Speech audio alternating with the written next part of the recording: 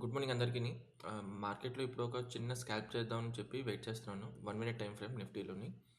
And scalp చేయడానికి నేను ఇక్కడ ఈ డిమాండ్ కోసం వెయిట్ చేస్తున్నాను. ఇన్ కేస్ ఇది రెస్పెక్ట్ చేయకపోతే ఇక్కడ రాకండన్నా ఇక్కడి నుంచే గానీ లైక్ ఈ గ్రీన్ క్యాండిల్ హై ఉంది కదా! ఈ గ్రీన్ క్యాండిల్ హై గాని బ్రేక్ చేస్తే నేను ఇక్కడ ఎంట్రీ తీసుకుంటాను. ఇంకా టార్గెట్ అలా ట్రైల్ చేసుకుంటూ 1:2 తీసుకుంటాను. ఎందుకంటే ఇక్కడ పైన రెసిస్టెన్స్ నాకేం కనిపించట్లేదు. ఓవరాల్‌గా ఈ బ్లూ లైన్ కనిపిస్తుంది కదా పైన అక్కడి వరకుని. సో ఇదే ఈ కేస్ ఇక్కడికి వచ్చి రెస్పెక్ట్ చేస్తే నేను ఇక్కడ నుంచి సేమ్ అదే టార్గెట్కి వెయిట్ చేస్తాను.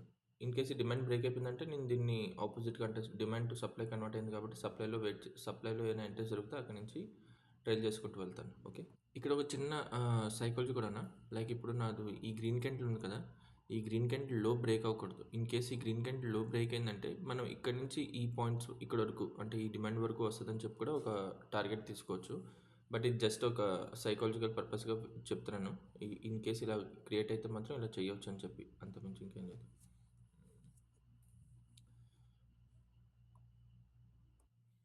ఇక్కడ కూడా ఒక డైరెక్ట్ ఎంట్రీ తీసుకోవచ్చు ఇన్ కేస్ ఈ హై బ్రేక్ అయిందంటే. బట్ ఏంటంటే యాజ్ యూజువల్గా ఇది ఇంటర్నల్లో, బట్ ఎక్స్టర్నల్లో మనకి ఇది రెసిస్టెన్స్ కదా. సో సేఫ్ ఎంట్రీ ఏంటంటే ఈ గ్రీన్ క్యాండిల్ హై బ్రేక్ అయితేనే బెటర్.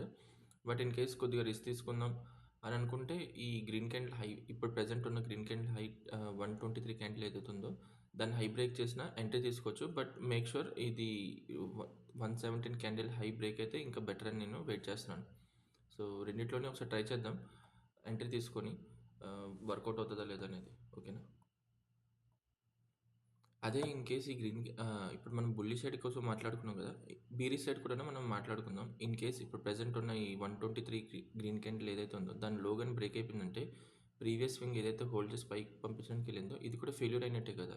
అంటే కొత్త హై క్రియేట్ చేయకుండా ఫెయిల్యూర్ అవుతుంది. సో ఈ గ్రీన్ క్యాండిల్ లో బ్రేక్ అయితే మనం ఈ లోన్ కూడా బ్రేక్ చేయొచ్చు. అంటే జస్ట్ ఒక క్యాండిల్స్ లోపల స్ట్రక్చర్ని చెప్తున్నాను. మార్కెట్ అలా మూవ్మెంట్ అవ్వచ్చు అని చెప్పి ఆర్డర్స్ ఎక్కడెక్కడ పెండింగ్ ఉన్నాయి ఏంటని మాట్లాడుకున్నాం. ఇన్ కేస్ ఈ గ్రీన్ క్యాండిల్ లో బ్రేక్ అయిందంటే ఇక్కడ ఉన్న ఈ స్వింగ్ కూడా బ్రేక్ అవుతుంది. అండ్ మనకి ఏదైనా డిమాండ్ ఉందా అంటే ఫస్ట్ ఇండ్యూస్మెంట్ డిమాండ్ ఇదొకటి ఉంది, ఈ గ్రీన్ క్యాండిల్ ఇదొక డిమాండ్.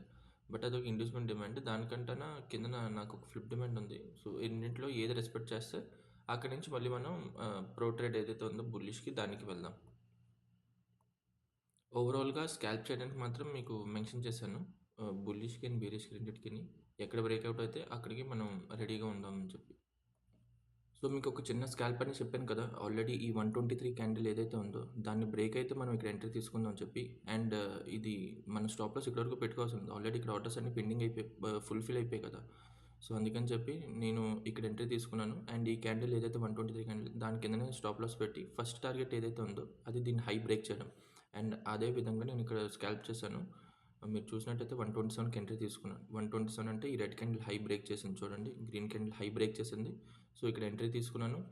అండ్ నేను 130కి 3 మినిట్స్లో నేను ఎగ్జిట్ కూడా చేస్తాను. అండ్ నా ఫస్ట్ టార్గెట్ ఏదైతే ఉందో దాన్ని బ్రేక్ చేశాను. సో స్కాల్పింగ్ కాబట్టి నేను జస్ట్ ఒక 28 పాయింట్స్ అలా బుక్ చేసుకుంటూ ఎగ్జిట్ అయిపోయాను. ఓకే, ఓవరాల్గా ఇది ఒక ప్రాఫిట్. సో నేను వెయిట్ చేస్తున్నాను. నాకు ఆల్రెడీ మనకు తెలుసు కదా టార్గెట్ అనేది ఇక్కడ వరకు వస్తుందని చెప్పి ఆల్రెడీ మెన్షన్ చేశాను కదా. సో ఆ విధంగా ప్లే చేస్తాను. ఇదే చిన్న స్కాల్పింగ్. మనం ఎప్పుడైనా ఎంట్రీ తీసుకోవచ్చు. క్యాండిల్స్ కూడా మీరు స్టడీ చేసుకుంటే మనం ఎప్పుడైనా ఎక్కడైనా ఎంట్రీ తీసుకోవచ్చు. మన టార్గెట్ మాత్రం ఓవరాల్గా ఈ హైని బ్రేక్ చేయడం.